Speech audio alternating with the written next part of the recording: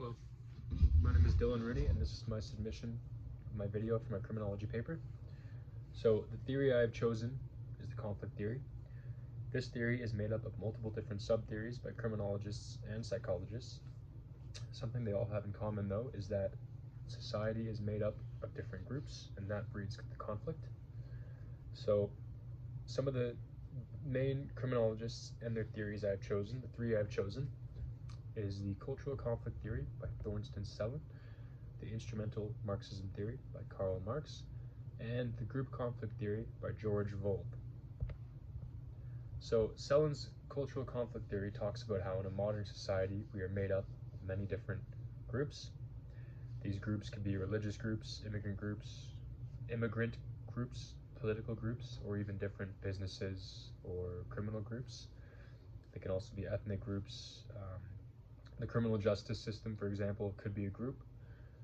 It's also economical groups like lower class, middle class, upper class, and then the top 1%. Those are all different groups. So essentially these different groups all have their own needs and wants, as well as cultural norms. And cultural norms essentially means their beliefs, what they think is right or wrong, how they should live life, and it can also influence what the end goal is or how they measure success. So in that case,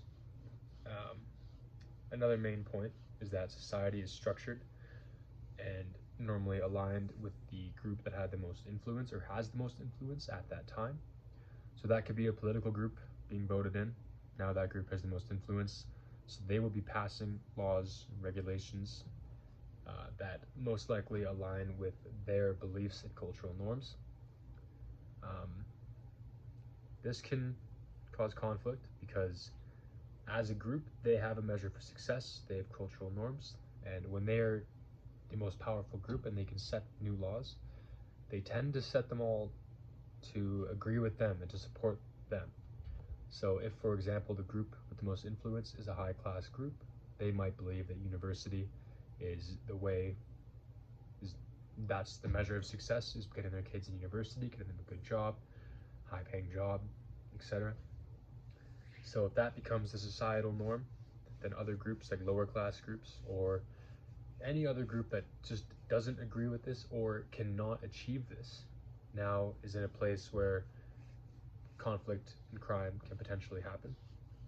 A pretty general example of that could be a lower class group not being able to afford putting their kid into uni, but based on how much pressure they're receiving from society to do so, they may turn to illegitimate means to achieve these goals set by the most influential group at that time,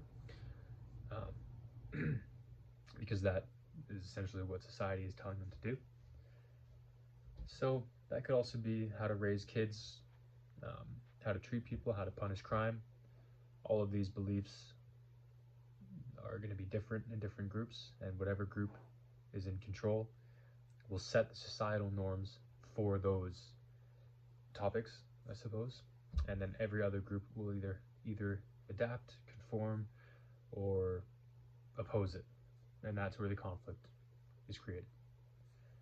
So the next theory I talk about is George Vold's group conflict theory, and this theory looks at crime as a result of groups naturally wanting to gain power and influence.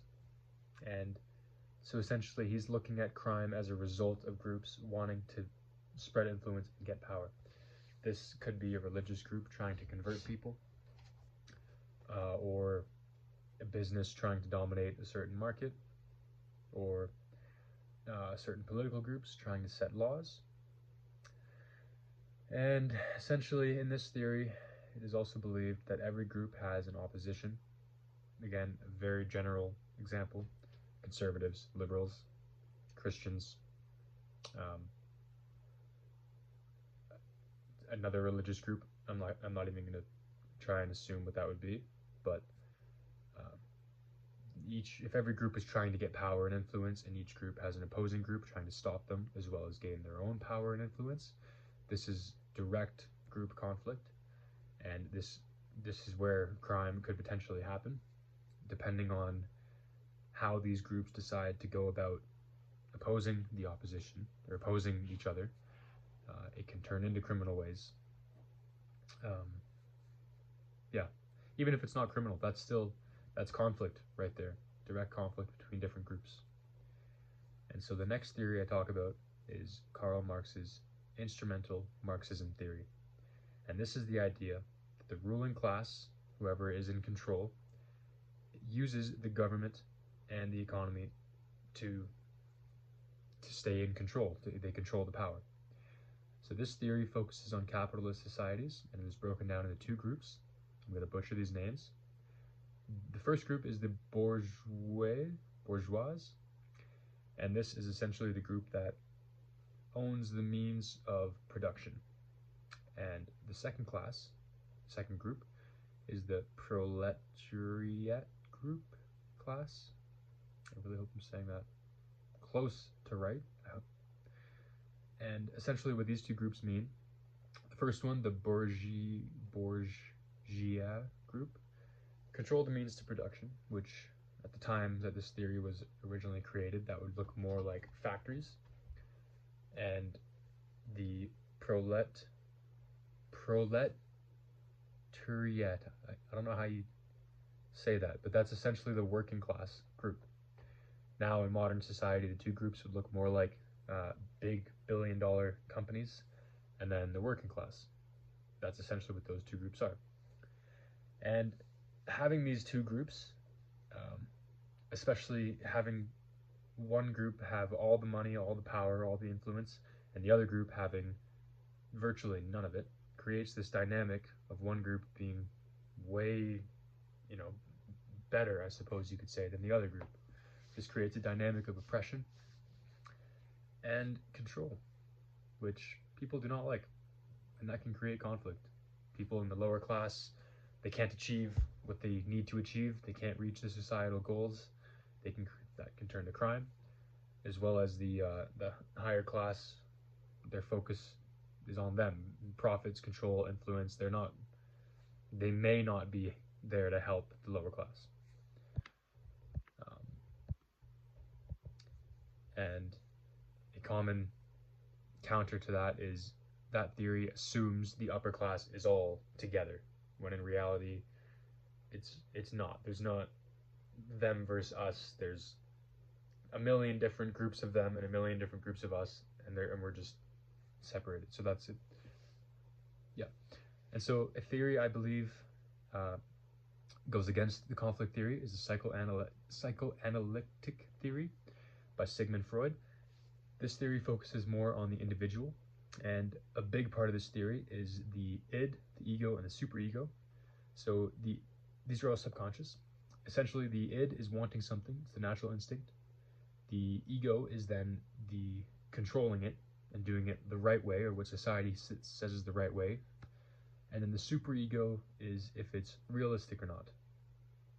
So that could be, the id could be wanting your neighbor's house. Then the ego could be, okay, try and buy it from him. And then the superego would be, okay, is that realistic? Can you actually be asking for his house? Does that even make sense? And essentially in this theory is if the ego and superego fail, and it's only the id, only the impulse, then that's when crime happens. Because if both egos fail and the impulse is to take the house or take his car or whatever, that can result in crime, where you might just go steal the car. This goes against the conflict theory, because conflict theory is all about different groups. This is about the individual. So some of the main factors for the conflict theory, I put down social media, immigration, and religion. Social media, people can post whatever they want. They can post an individual belief and garner even 1,000 views, 1,000 likes on a belief is enough to justify to somebody that they are right, even though 1,000 likes is the smallest fraction of the population ever. So this creates and supports even more groups with their own beliefs. Immigration is a big one as well, because new groups and cultures immigrate into our country, and that just creates more groups, more cultural norms, and in theory, more conflict. Religion is a big one, because that's always been in our countries, and that's very rooted in our country. That's not one that's going anywhere. And with multiple different religions like that throughout the world, they conflict because they directly don't agree with each other, and they think they're the right ones. The preventing measures I wrote about as well are the social programs, and I referred mainly to Canada. The social programs we have, the education, and the consequences for like hate crimes or racism or political attacks or outbursts. Canada has many social programs for people in lower classes to help them get what they need, which in turn would stop them from turning to illegitimate means to get what they need. Education as well, because it'll stop people from having biased opinions, or like for example, it can be trained out of people. For example, police sensitivity training, it can train out biases. And when I put equal consequences for hate crimes or political attacks, I mean that the government is openly supporting, always openly showing that they do not support these hate crimes, essentially, which helps to make the society more accepting, which means less conflict. And I'm at 11 minutes. That is crazy. So, damn, I'm gonna end it. I hope that summed up my paper, and I hope you like it. Thank you.